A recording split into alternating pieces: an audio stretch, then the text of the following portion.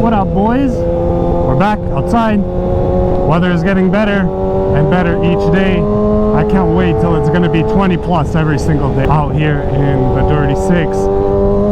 Man, I'm excited. But today I have a pretty important and serious video, just something that was on my mind that I wanted to talk about, and I kind of thought about it in my own head, but I thought that it would be a good idea to make a video and see what some of y'all think, and just hopefully maybe even if this video helps one of you, just one, a single person that watches this, to prevent them from getting hurt, getting into a crash, avoiding, maybe helping their friends avoid crashes, and just getting into bad situations, then I think me uploading this video, I would be satisfied. Like I was saying, the season is just starting, and already around my neighborhood or around the city I live, I've already seen one death on the news and a few serious injuries that the riders have suffered from.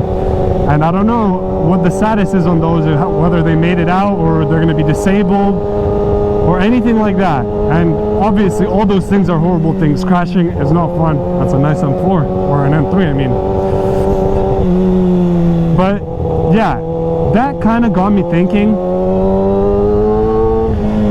about the statistics of crashes and when they occur, when are they more than likely to occur, how to prevent them by knowing when they usually occur, if that makes sense. But I saw this statistic, and I think it is in the US, where in 2022, I believe, because that's the most up-to-date year where they have all the information the most accurate, right? And in the year of 2022, around 6,000 motorists died in motorcycle accidents. Now when I saw that, I didn't know that that was from 1 year. I thought that was just in, like, in general around all of North America, not only US, maybe even the whole world, I thought. But then that got me thinking, like, okay, there's 6,000 accidents that resulted in deaths. How are they happening? Like, what are the most common causes for these accidents? And that's when I started Googling and doing a little bit of research. And a lot of the stuff that I found, I really was surprised when I heard it. It just something I never really thought about. Green light. But yeah, a lot of the information that I found, I was really surprised what I was reading. Like, I couldn't believe it, that that's the actual statistics to these accidents and fatalities.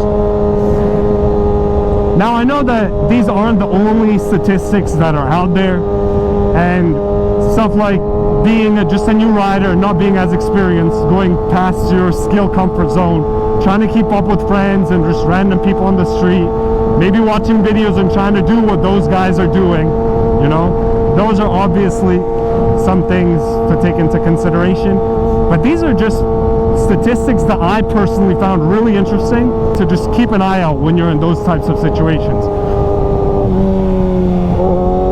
Now the first statistic that I thought was really interesting is intersections. Now I always knew that intersections were like 30 to 40% of all vehicle accidents, not only motorcycles, but especially on a motorcycle, that's way more life-threatening when you crash, if that makes sense. In a car, if you crash in an intersection, that's not going to be the end of the world, right? Like, especially at slower speeds, you're going to be fine. But on a motorcycle, even if it's slow speeds and you get hit from the side, you could potentially get really, really hurt, or even it be tragic. And actually, these incidents that happened around where I live that I know of were both at an intersection. Whether it's the car trying to blow a red light, blow a yellow light, the rider not really paying attention, maybe the rider's speeding, maybe the car is speeding, whatever it is, intersections are 30 to 50% of all of vehicle accidents on the road. So whenever you're at an intersection, especially at nighttime, just slow down, pay that extra attention, even if there's no cars, even if you don't see a car. Still, it's better to be 100% sure than not 100% sure and blow it and get hit and get into shit. Maybe it's not going to be fatal, but maybe you'll get extremely hurt. And even if you don't get hurt, is it really worth that extra second to try to run that light? So be extra cautious at intersections. I don't know what that was. Pretty cool bike. Maybe that was an e-bike actually. Another statistic that I found extremely surprising is that 55% of all of those accidents in 2022, the guys weren't wearing a helmet. And to me, that was just mind-boggling. How are you going to get on a two-wheeled machine that can go well over the speed limit and do extremely dangerous speeds, and you're not going to wear a helmet? I'm not even talking about gloves, I'm not even talking about gear like pants and jacket, a helmet. Like, to me, that was just super surprising that people actually, I knew that people get on without helmets, but that it would be 55% of all the deaths is crazy. Would have never expected that.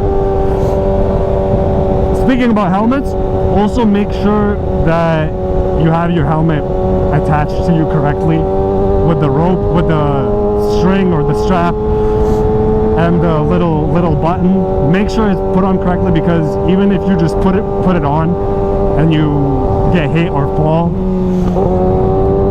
it could fly off. And I think I've seen videos where that happened. Maybe the death would have been prevented if the helmet actually stayed on your head instead of flying off. And yeah, I think the statistic to helmet saving you is like 40%. With a helmet, your chance of fatality if you are in an accident is lower. 40% is a lot, especially when you're riding a motorcycle.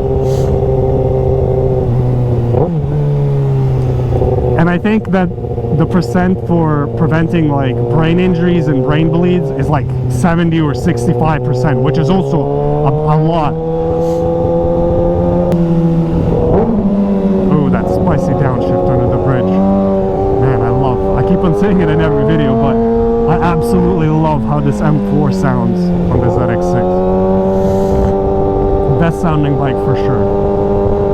I remember a year ago when I had my R3 and I was riding with my buddy, we always were super cautious of when we were riding on Fridays and the weekends. And the reason why is, especially if you live in a city, a bigger city, where there's more party life and club nights and all that stuff, people are going to be drunk. No matter what the rules are, no matter how many times they are told to not drive drunk, they still think that they could drive drunk and they'll be okay. And then it ends up in tragedies, not only motorcycles, cars too.